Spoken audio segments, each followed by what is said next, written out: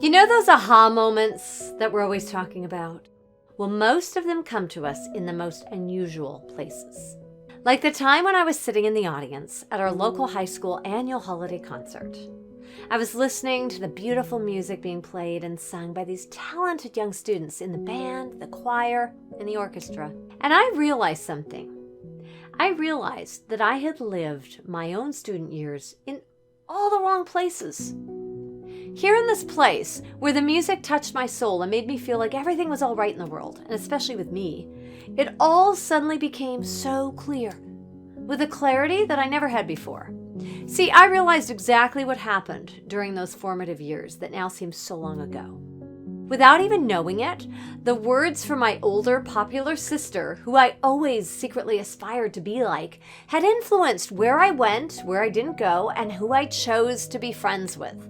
5 years before me, when my older sister entered high school and had the option to choose either band and choir or art and drama, I had overheard her and her friends referring to all the kids who took art and drama as cool and popular, while the ones taking band and choir were described as, well, not. I never forgot their words. It was like they were imprinted on me for life. So 5 years later, when it was my turn to choose, wanting to be cool and popular myself for once in my life, I chose to go with the group that I believed were also the cool and popular ones. But the reality is, the very people who I would have felt more connected with, who would have been such a better match for me, I never got the chance to know them because of the choice I made. Instead, without even realizing it, I was living a life that others had led me to believe that I wanted. It's the same cultural, societal, and familial programming that's behind our choices in who we date. It's the number one reason why the ones we choose typically aren't the right ones for us. They're a match for this current version of who we think we are or who we think we should want to be, but it's not the real you. Oh, we try and we make it work. How we try and try some more. We try for months, we try for years and what can feel like a lifetime, trying to make him into the one who can fill that deepest void within us. But it doesn't happen because the truth is that you're a great match for someone else, not him. No matter how much you try to make him the one, he can't be. And here's the reality check.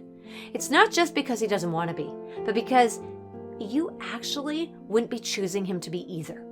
Not the real you, not deep down inside. See, we search everywhere for the rules, the answers, the magic formula that will bring him back, make him commit, to keep him interested, and have him wanting us, loving us, the way we so want to be loved. But the reality is that it's not about inserting a one-size-fits-all answer into a relationship made up of two real people. It's why it can't be him, and why love and the universe or God or whatever you believe in keeps gently nudging at you to listen, to look within and see the bigger picture of what's really going on.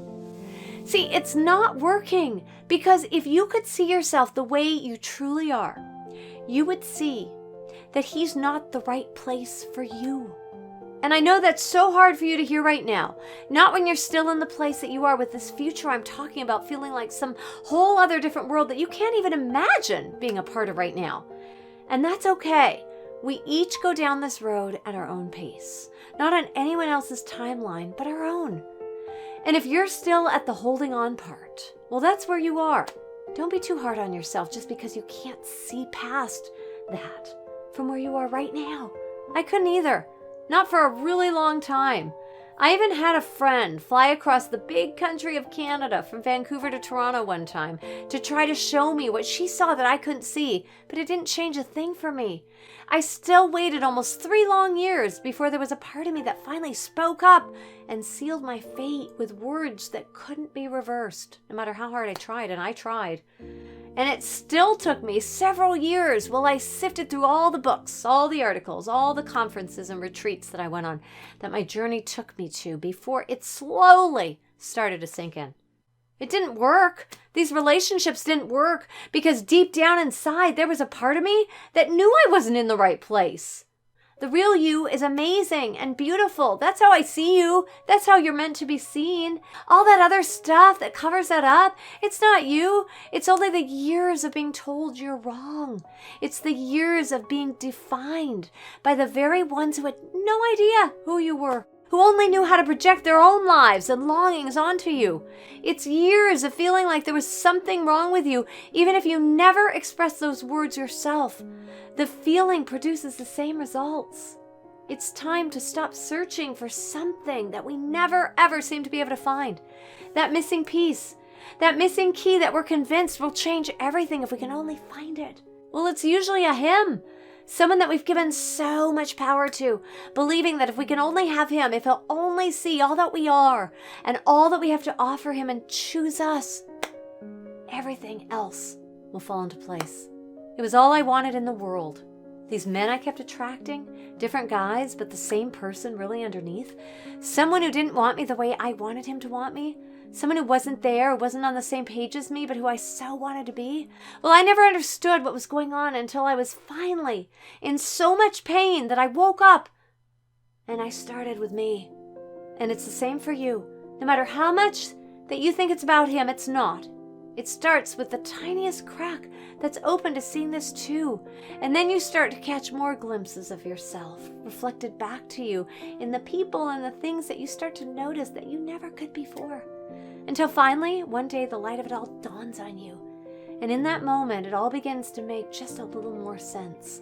And you see yourself clearly for the first time in a really long time. That no matter where you are right now, no matter how far you've traveled away from that beautiful woman known as you, we're on a mission to find her, to bring her back, to let her be seen like she's never been seen before. You know how that starts? Right here, right now, with your broken heart. That's the only way most of us ever catch that first smallest glimpse of a belief that there just might be more to this life you're living right now. So how about you? What programming, what beliefs do you struggle with? Tell us in the comments, and I'll see you.